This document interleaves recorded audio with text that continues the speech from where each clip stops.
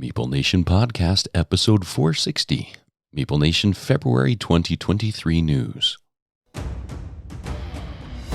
Welcome, citizens of Meeple Nation. For the next 30 minutes, sit back and enjoy. The Meeple Nation Podcast is sponsored by GameToppersLLC.com. We talk about Game Toppers all the time, but in case we weren't clear, Game Toppers are a phenomenal product that allows you to convert an existing tabletop into a premier gaming surface. They come in a variety of sizes, but the idea is you put them out onto your table and they create a really nice recessed surface that you can put a mat down in, set them up. They'll keep your dice from rolling off onto the floor. They've got these really nice built-in card holders, and Game Toppers offers a whole plethora of really high quality and amazing accessories to go on the Game Topper. They've got dice towers, cup holders, dining leaves, which is a more recent addition, as well as leg kits. In fact, Andy has one at his house that they've set up upstairs. And I think the last time I was over there, they were folding laundry on it with a game set up underneath. Dual purpose, absolutely. If you want one of the best upgrades you could possibly purchase for your game room, or just because you want to create a fun game space, head on over to GameToppersLLC.com and give their products a gander. You will not regret it. We are your hosts of Meeple Nation. I'm Nathan Howard. I'm Dave Holliday. And I'm Douglas Stewart. We are missing Andy along with Logan. They're not working together. Andy had some issues at home that kept him away from us tonight. I'd like to say we have an awesome webpage, but I could be biased. You go to the website, you check it out. Let us know what you think of our content there. There are blogs, photos, a link to our Instagram photos, every episode that we've ever released. There are bios of each of us, including those who help us write blogs. If you ever want to reach out to us, please send us an email at meeplenation@gmail.com. I truly appreciate those who reached out and requested a link to the survey that I'm putting together for SaltCon. That was a huge help. I was able to reach my desired number of results, and I'm very excited about those, and I appreciate everybody's help there. Also on our website is a link to our Patreon page. We very much enjoy what we're doing, and we very, very much appreciate those who support us on Patreon. This is a chance for them to support the podcast in a financial stance, and we greatly appreciate it. And we personally want to thank Ben Stein for becoming our newest patron. Thanks, Ben. Thank you very much. That thank you very much sounded a little creepy. No. Most things come out of your mouth sound pretty creepy. Really, thank you, Ben, very much. All that and more can be found at our website, meeplenation.com. Okie dokie. This week we are talking about our first news episode of the year, February news. If you know the format, you know we're going to jump into some highlights. Doug, why don't you get us started? Well, we may as well start with BryceCon, which we just recently returned from. If you haven't heard us talk about BryceCon in the past, BryceCon has become one of our favorite conventions that we go to every year. We've mentioned this in the past, but we have had Nathan just cry laughing at night, had a chance to really focus on fun games. It's a great time to spend with family. We love the location, located right there at the mouth of Bryce Canyon. We can go on hikes. And this year, we had even more people at BryceCon than I think we ever have in the past. We had spouses, we had kids, we met friends there who we had kind of recruited to buy tickets, come join us, who also had a great time. It was a really fantastic weekend at BryceCon. And we also were able to chat with some old friends that are friends of the podcast. It was great. And it was a first for me. I took my dog to a board game convention, which was an interesting experience. He does not like car rides, by the way. Apparently, they traumatize him. The ride home was particularly bad because it was snowing. There was a lot of slush on the road, so other cars would spray slush and snow at the car, or whenever you're changing lanes and there's that patch of snow that hits the bottom of the car. Yeah, he did not like that whatsoever. I don't think I'll ever convince him to get into a car again. Poor Stan. Yeah. But once we were there, he loved it. We had the opportunity to take some breaks, and there was a great space to throw a ball, and he loved that. He loves the snow, and there was plenty of deep snow for him to go pouncing through. He thought that was great up until he saw us packing everything, and he knew what was going on. And we took everything, put it into the car, and he went and crawled under the bathroom sink and wasn't about to move. My wife offered him food, and this dog is a very food, treat-oriented dog. He'll do most anything for a treat except for get in the car. Wow. Well, it was good to have Stanley there. He offered the kids some entertainment. Good to see them out throwing the ball and playing in the snow. It was a snowy trip, for sure. Yeah, for sure.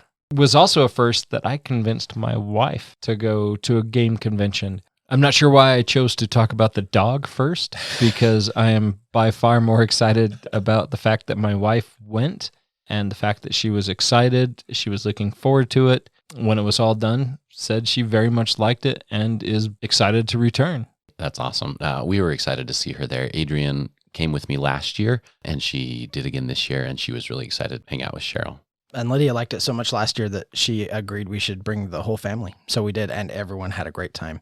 One of my highlights while we were down there was actually playing with you and Cheryl. So Lydia and I, Nathan and Cheryl all sat down and played a game of Parks.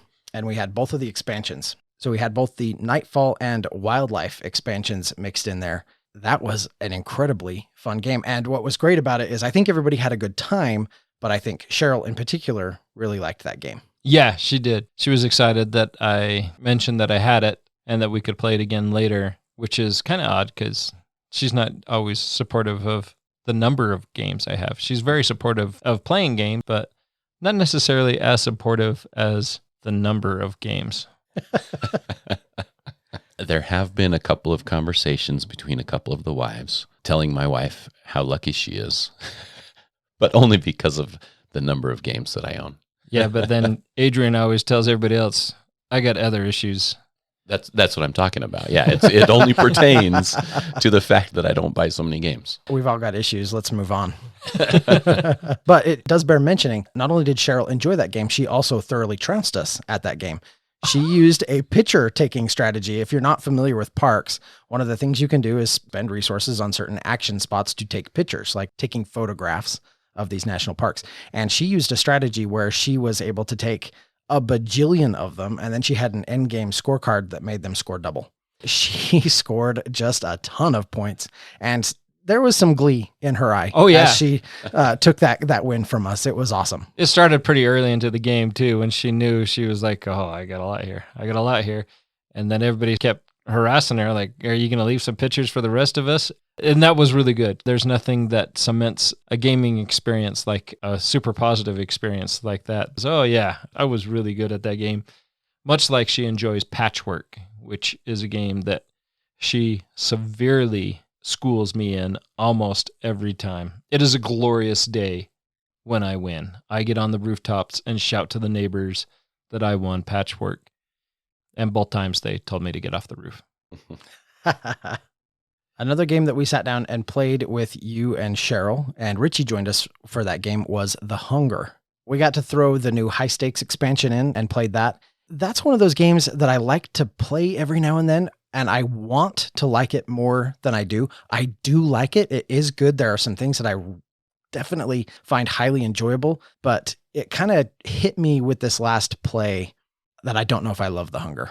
I'm right there with you. It's a game I really want to like. Deck builder, it's a race, several mechanics that I really enjoy. For some reason, I don't know if I feel like it feels rushed or what it is about the game that hesitates me just a little bit. I very much enjoy it, but it's not a game I'd ever put on my 10 for 10.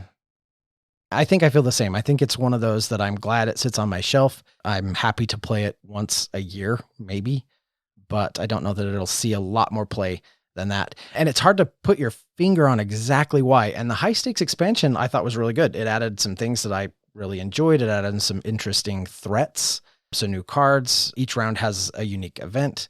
You know, all things that typically make a game even better than the base. And yet there was just something about it that it felt just a little short for me. We might have to revisit that one in the future. I don't think Cheryl liked that one as much.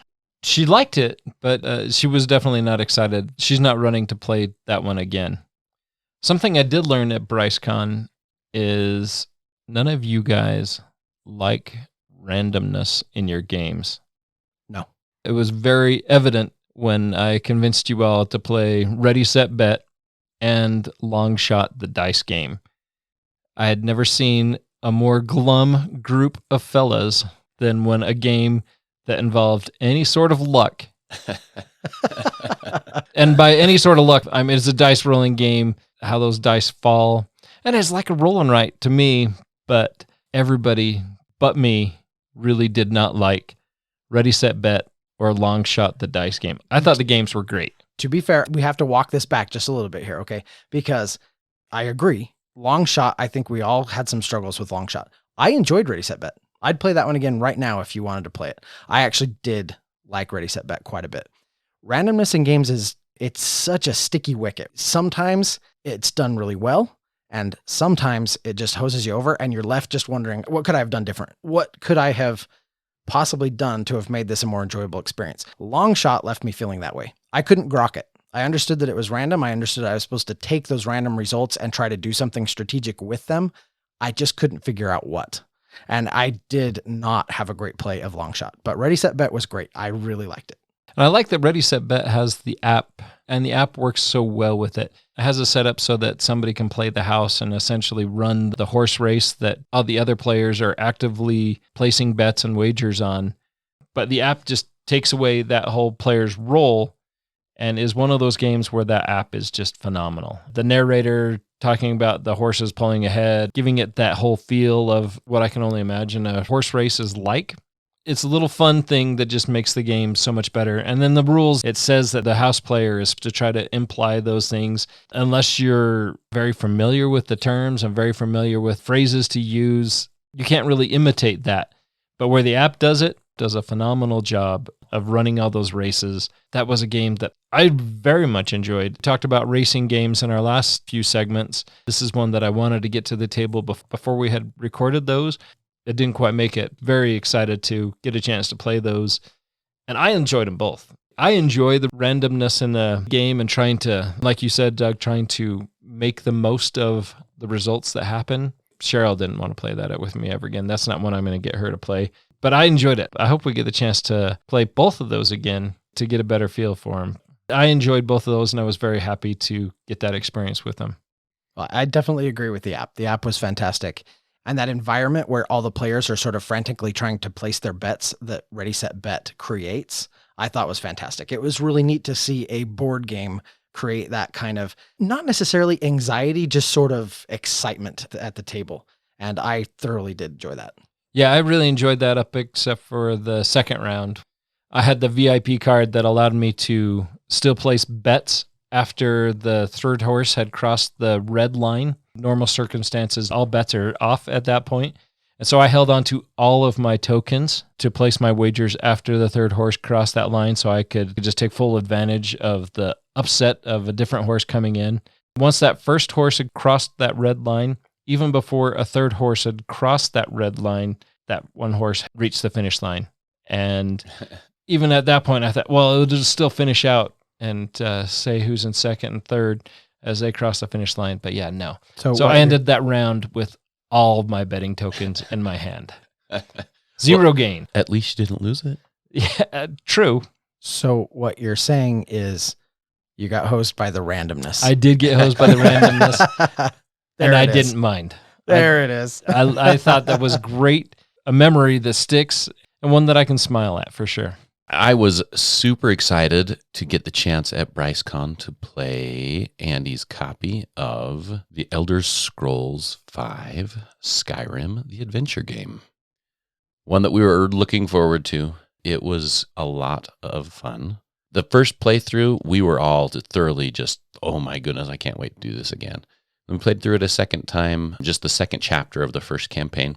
It was totally enjoyable. Still love it. But there were a few things I'm wondering how they're going to play out as we advance in the game. Some things that may be issues if they continue to play out the way that they were.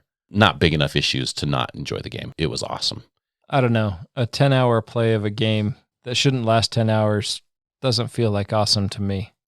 Well, I sure played a lot of other games while you three played that all day into the evening. You didn't stop for lunch. The time dinner came around, you three were pretty hungry. I was torn. Some jealousy that I wasn't at the table over there, but at the same time, that's when we were playing all the other games with the kids and spouses and everyone else, just having a great time. That's one that I will want to join you for in the future. I'm really curious about that. Andy and I have kind of mentioned this previously, but Skyrim is our favorite video game. And so obviously having a board game implementation of that is going to be super intriguing. We both backed it. I think both have been excited to play it. And it sounds like after your play, there are really some things to love about it. So I'm excited to finally get it to the table. Another new game that I got to play at BryceCon was Last Message. This was one that I thought after we played it the first time, I didn't think anybody really liked it, but we played it 6 other times. So apparently they liked it and we all liked it. The premise of the game is a divider board that separates 2 players from the rest of the players.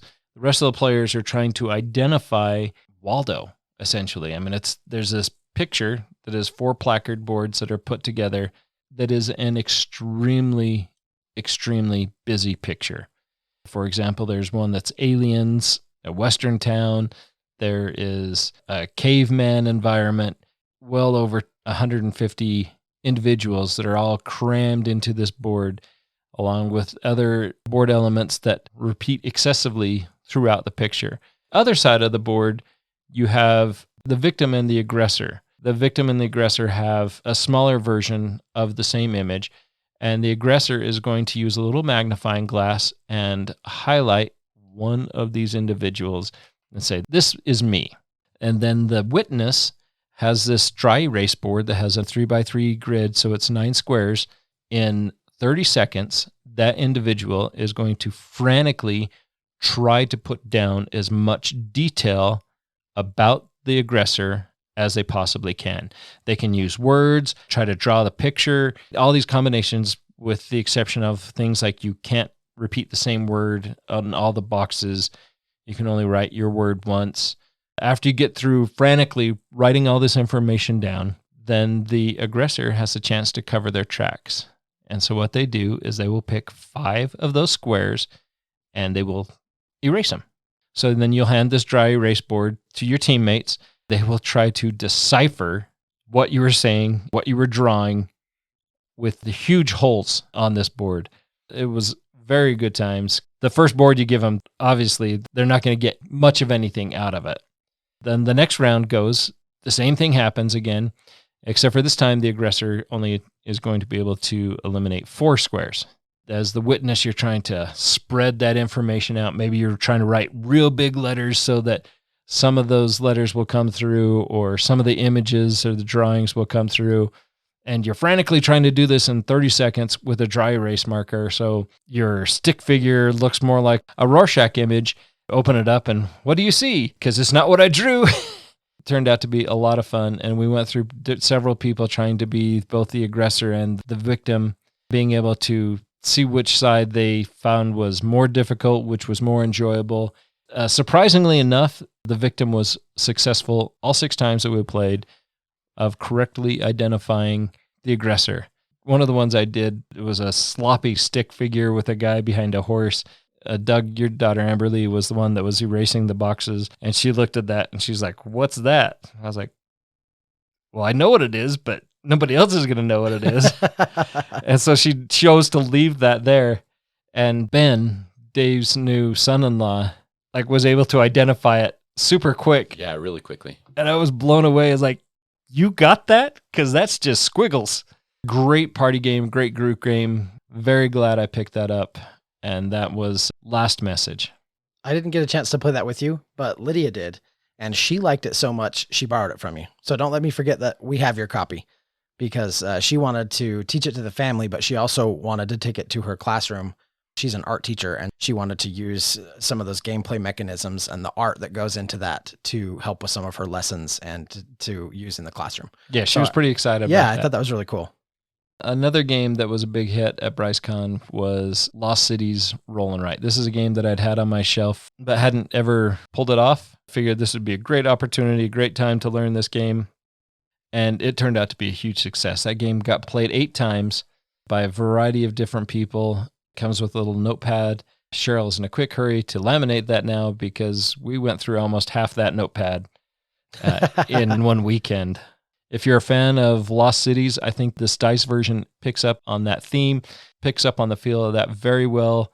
Instead of being a 2-player game, it's a 2 to 5-player game. Everybody liked that, and I highly recommend Lost Cities Roll and Write. That's a good one. We go back to what we were mentioning earlier about randomness.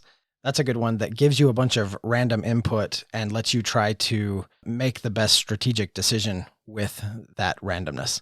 I really liked it. I had a great time. It's easy to teach, so I think all the kids really liked it. Seth won one of those games, and he was just over the moon about that. He was really excited that he pulled off a W there. He had pretty big smiles about that. And Brigham, your other son, his first play, he came out with a very impressive win as well. So both Seth and Brigham, their first plays, won that.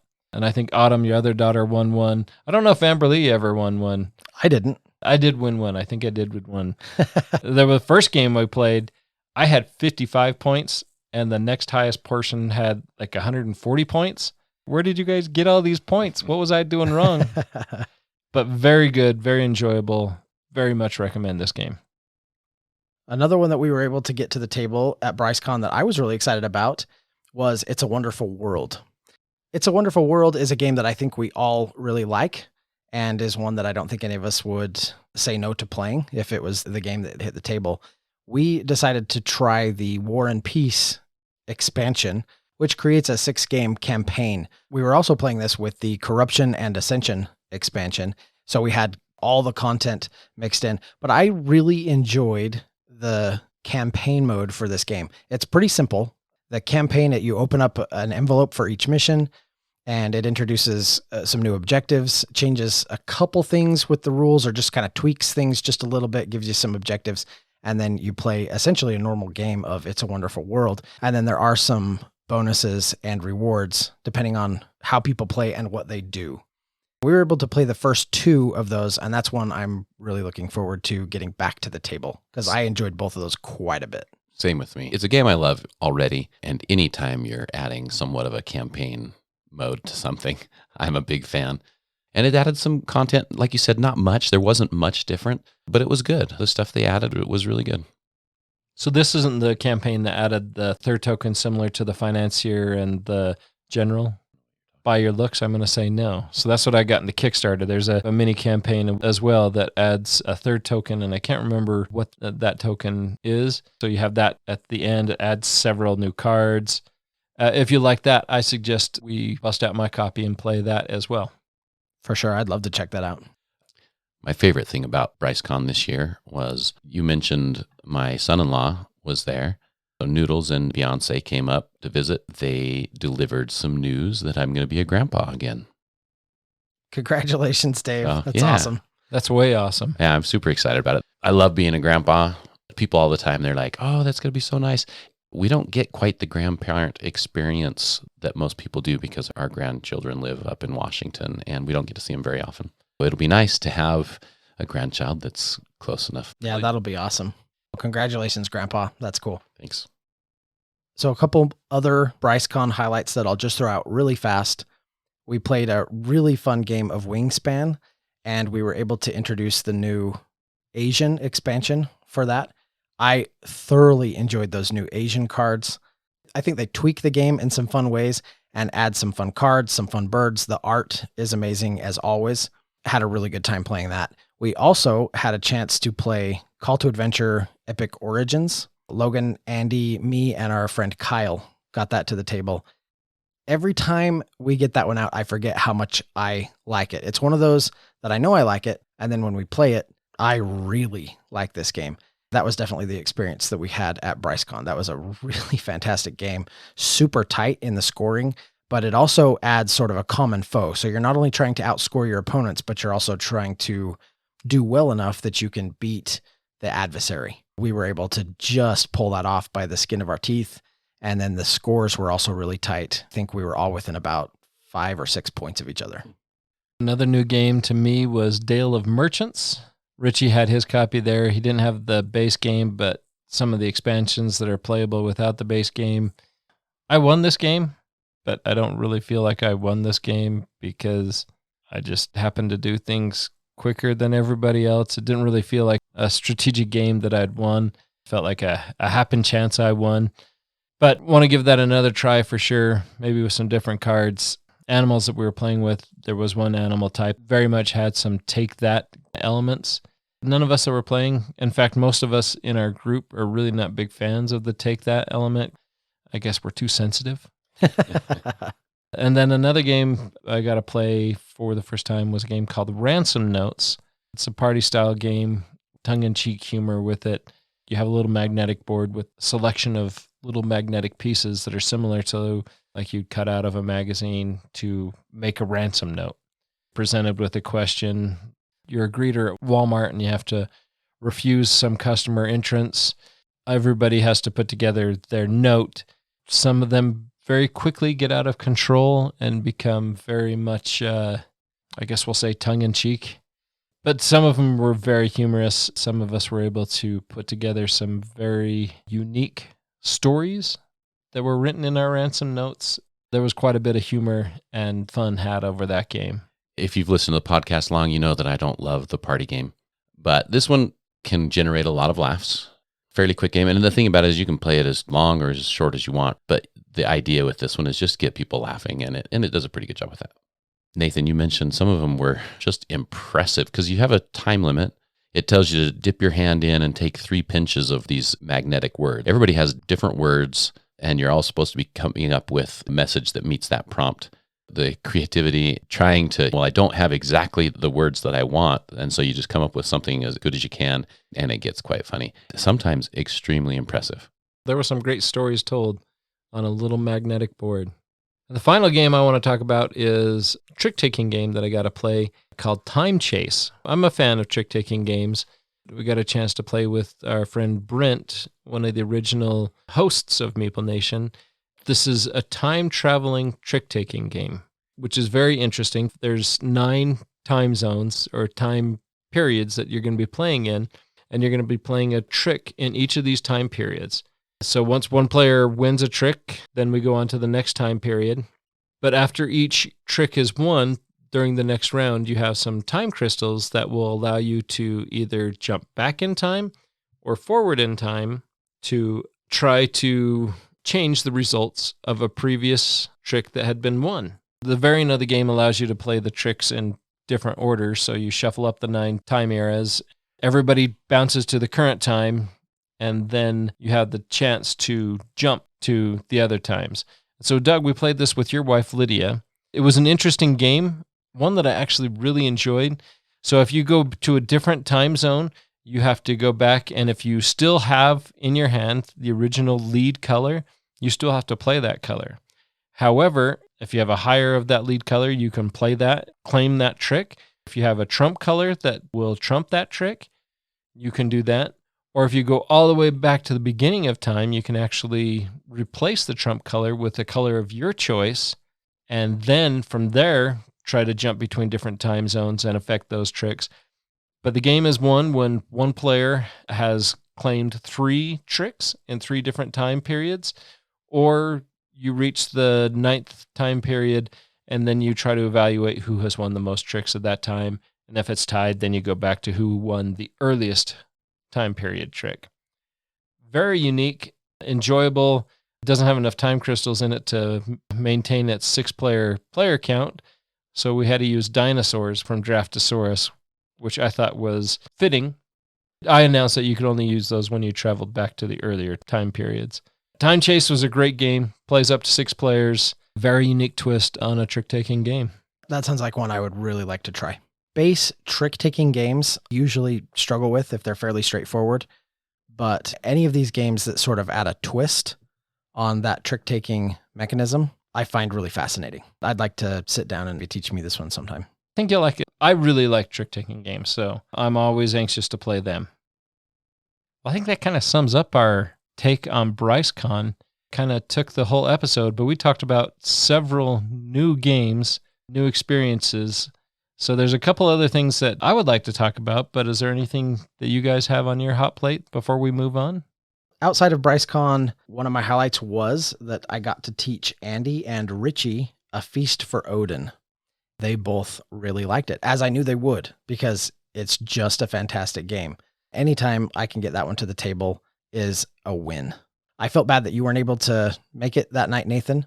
So I still need to sit down and teach you that game. The BGA implementation of that is super, super solid. Once you have the opportunity to play it at the table, the online implementation makes a lot of sense. We've had a lot of fun playing that. I've got 2 or 3 games of that going pretty much at all times on BGA, and I'd love to start adding you into that. So we need to make that happen.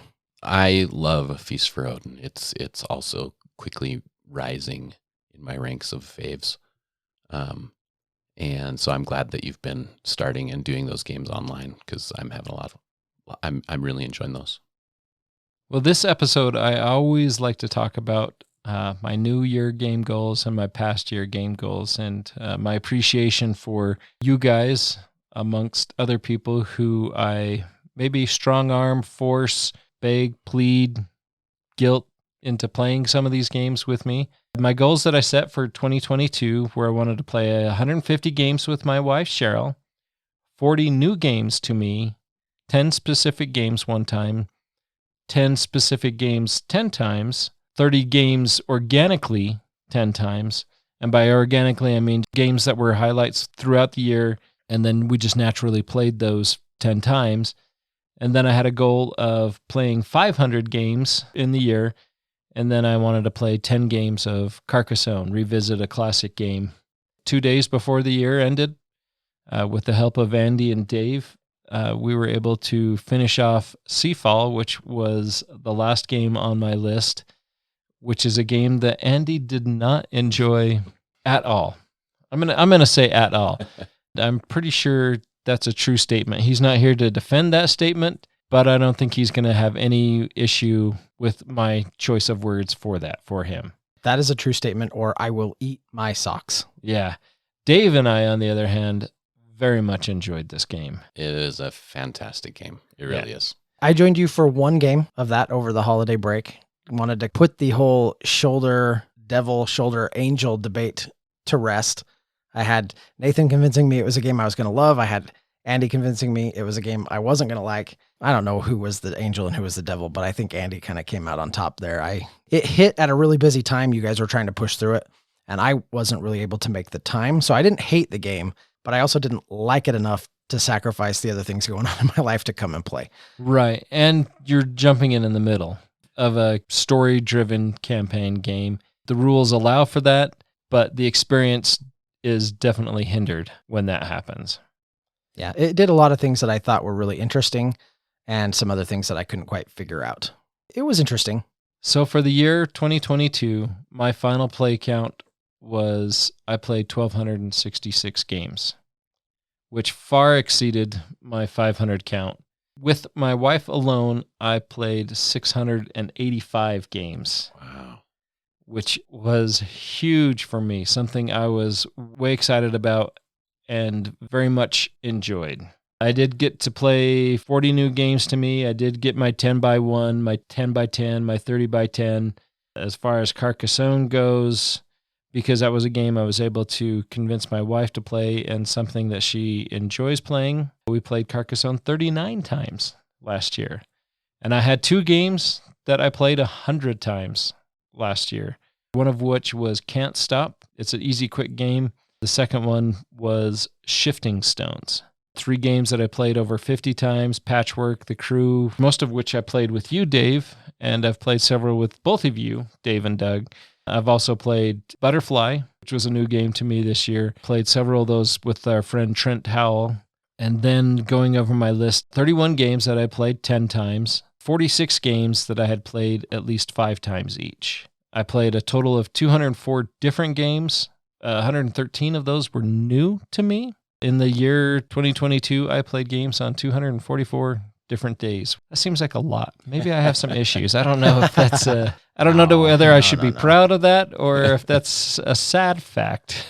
Wear it like a badge. So I set some new goals for 2023, and I've changed up my format a little bit of how I'm planning those goals. I'm hoping that my run with my wife continues, but I'm still reserved in the number of games I set with her. I set that I'm going to play 200 games with her, and we're almost halfway there already. That is awesome. And then I set a new goal of 50 new games to me. Again, the goal of 500 games for the year. Instead of doing specific goals for 10 by 10, I'm just going to do the organic list, playing 40 games 10 times. So that's a higher number. Instead of that being a set list of games, it's just going to be games that happen naturally. And then I have a goal of playing 100 different games this year. My most difficult goal that I'm going to have this year is I'm going to pull off at least 30 games off of my shelf of shame. So these are games that I currently own, not counting new games that I acquire during the year, but games that I currently own, and to play 30 of those this year. You need to make sure you get Richie involved in some rule reading for you. Yeah, Richie, Doug. I try to get Andy. Andy just keeps my games when I give him rules to read. We need to compare notes on that. I'm not as much of a goal setter as you are when it comes to playing games, but one of my 2023 game goals is to clear out my shelf of shame. And at last count, I had somewhere between 40 and 50 games that I need to get played, and then decide whether they are keepers or whether they need to go on the coal pile. If we have some overlap there, if there are games that neither one of us has played, then we can help each other out with our game goals. I think it's so cute that your shelf of shame only has 40 games. Pretty sure that's a lot, Nathan. By anyone else's standard, that is a lot of games. Pretty sure there's a second zero in my list of yours is at least 3 digits long. Yes. Yeah, yours is at least 3 digits for sure. That is not a badge of honor. Well, you definitely had me beat. In 2022, I had 1,056 plays logged. That's awesome, though. But what I was super excited about was that my total game count was 243. Oh, so nice. That was you over beat me there. Yeah, 243 unique games played in 2022. So I was really excited about that. Got to learn a lot of new games, got a lot of exposure to stuff that I hadn't played before. Top of the list was Hero Realms, Marvel Champions, The Crew, Etherfields, and Oathsworn. Those were games that got a lot of play compared to others. You know, I've mentioned to you before, and I'm going to say something about it again. Etherfields and Oathsworn, those are two of your most played games, and you still haven't invited me to play them. As soon as you can create an 8th day of the week, because it is hard to find additional game time on top of the podcast night and multiple game nights we have every week. And I think Lydia might have something to say if I tried to create another one, so I have to be careful. But we need to get all those games played. For sure. Last year, great year for gaming. 2023 is starting off to also be a great year for gaming, with a lot of new stuff coming out, a lot of amazing opportunities to meet up and play games. Just not enough time to do it all. And just not enough time to do it all, which is a bummer. We could invent more than just a time travel trick-taking game, and we could invent a time travel game night. We're going to play all these games, then we're going to jump in our time travel device, and we're going to go back in the night, and we're going to play a bunch of different ones. Yes. But we're still going to remember all of them. All of them. I like this. Let's make this happen. We need to get right on that. Or if anyone out there knows of something like that exists, let us know. Yeah, if we're missing that boat, let us in on that. We want to be first in that line. Thank you so much for listening to our February news episode. Please make sure to come and join us again next week. Until next time, we'll see you at the game table, enjoying those new gaming goals.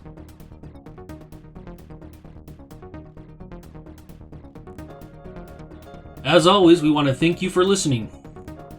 Check out our website. We have all sorts of cool things there. Love those blogs. Get a deeper look into the writing side of Meeple Nation. Join our Facebook group. Meeple Nation off air. I look forward to seeing you there. Follow us on Twitter at Meeple Nation. We also have Instagram. Under the same name. We also want to thank our sponsor, GameToppersLLC.com. We love their product, and they have so much goodness out there. And we also want to thank Braiding Detergent for our music. We had spouses. We had. I don't want to say spice every time. No, I say it's not spouses. spice. I had my smacking hand ready for Dave. Hey, We-